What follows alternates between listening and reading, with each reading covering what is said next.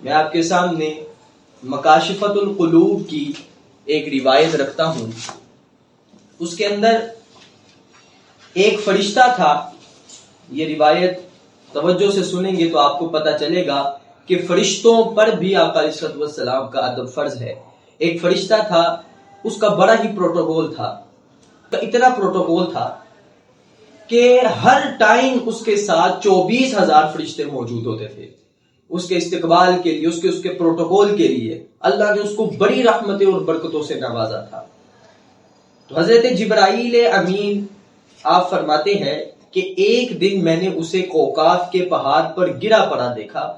اس کے پر ٹوٹے ہوئے تھے اور جلے ہوئے تھے. میں نے پوچھا یہ تیرا حال کیسے ہوا؟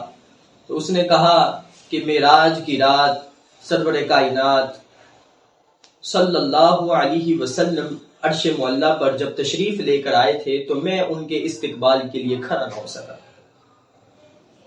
بس یہ وجہ تھی کہ اللہ عز و جل نے اس سے اس کے تمام پروٹوکول اور رحمتیں اور برکتیں چھین لی اور کوکاف کے پہاڑ پر توڑ کر پھینک دیا. صرف اس وجہ سے. کیوں؟ اس کی اس غفلت کا یہ وبال تھا کہ اس سے ساری رحمتیں اور اس کی ساری برکتیں اس سے چھین لی گئی اور اس کو پھینک دیا گیا پہاڑوں میں.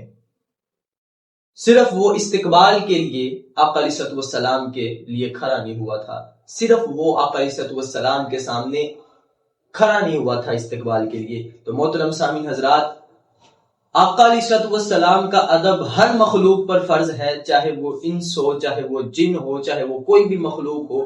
فرشتوں پر بھی آقا علیہ الصلوۃ والسلام کا ادب فرض ہے.